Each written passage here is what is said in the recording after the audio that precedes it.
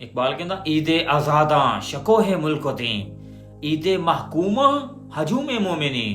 ਇਕਬਾਲ ਕਹਿੰਦਾ ਆਜ਼ਾਦ ਮੁਸਲਮਾਨਾਂ ਦੀ ਜਿਹੜੀ ਈਦ ਹੁੰਦੀ ਹੈ ਨਾ, ਉਹਦੇ ਵਿੱਚ ਦੀਨ ਤੇ ਹਕੂਮਤਾਂ ਦੀ ਸ਼ਾਨੋ ਸ਼ੌਕਤ ਹੁੰਦੀ ਹੈ। ਹਾਂ, ਦੀਨ ਦੀ ਵੀ ਤੇ ਉਸ ਮੁਲਕ 'ਚ ਜਿਹੜੀਆਂ ਹਕੂਮਤਾਂ ਹੁੰਦੀਆਂ ਉਹਨਾਂ ਦੀ ਵੀ ਸ਼ਾਨੋ ਸ਼ੌਕਤ ਹੁੰਦੀ ਹੈ। ਲੇਕਿਨ ਕਹਿੰਦਾ ਜਿਹੜੇ ਗੁਲਾਮ ਜ਼ੇਨ ਦੇ ਮੁਸਲਮਾਨ ਹੁੰਦੇ ਨਾ, ਇਹਨਾਂ ਦੀ ਈਦ ਸਿਰਫ ਇਤਨੀ ਕੁ ਹੁੰਦੀ ਕਿ ਮੁਸਲਮਾਨ ਇੱਕ ਜਗ੍ਹਾ ਤੇ ਇਕੱਠੇ ਹੁੰਦੇ, ਉਹਨਾਂ ਦਾ ਹਜੂਮ ਇਕੱਠਾ ਹੁੰਦਾ ਤੇ ਬਾਅਦ 'ਚ ਰੇਜ਼ਾ ਹੋ ਜਾਂਦਾ। ਇਕਬਾਲ ਕਹਿੰਦਾ ਜਿਹੜੇ ਗੁਲਾਮ ਮੁਸਲਮਾਨ ਹੁੰਦੇ ਨਾ, ਗੁਲਾਮ ਜ਼ੇਨ ਦੇ ਮਾਲਕ ਜਿਹੜੇ ਮੁਸਲਮਾਨ ਹੁੰਦੇ, ਉਹਨਾਂ ਦੀ ਈਦ ਸਿਰਫ ਇਤਨੀ ਹੁੰਦੀ ਹੈ ਹਾਂ ਕਿ ਇੱਕ ਜਗ੍ਹਾ ਤੇ ਰਸ਼ ਪੈਂਦਾ ਤੇ ਬਾਅਦ 'ਚੋਂ ਖਤਮ ਹੋ ਜਾਂਦਾ।